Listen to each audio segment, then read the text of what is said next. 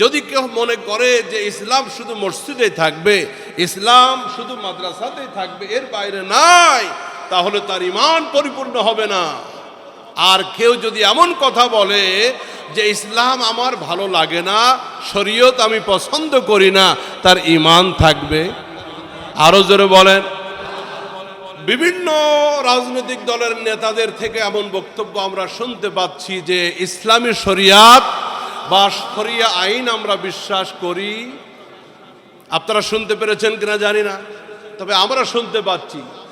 যদি কোনো মুসলিম একথা বলে যে ইসলামী শরিয়া আমরা পছন্দ করি না, ইসলামী শরিয়া মানে কোরআন, ইসলামী শরিয়া মানে ইসলাম, ইসলামী শরিয়া মানে আল্লাহর দেওয়া বিধান, যদি কেউ এ কথা বলে তার ঈমান থাকবে। আপনি যেই দলের নেতা কর্মী হন, এই কথাগুলি আপনার মাথায় থাকতে হবে।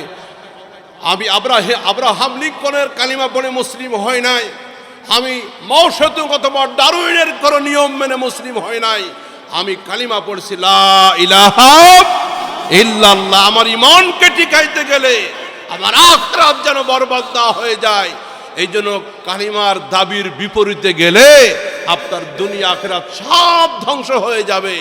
যদি কেউ কথা বলে যে ইসলামী শরিয়াত অথবা শরিয়া আইন আমরা মানি না, পছন্দ করি না, তাকে নতুন করে কালিমা পড়ে মুসলিম হতে হবে, তা না হলে তার ঈমান থাকবে না।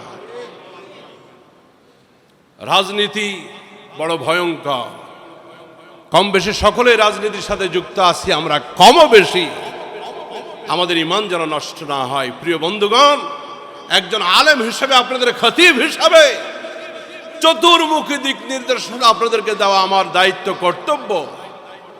আবার নতুন করে বক্তব্য আসতেছে মৌলবাদ।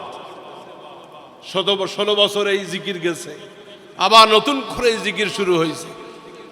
বাংলাদেশ যেন চরমপন্থা এবং মৌলবাদীদের অভয়ারণ্য না হয়, সেদিকে সতর্ক থাকা দরকার। এই রকমের বক্তব্য আসতেছে।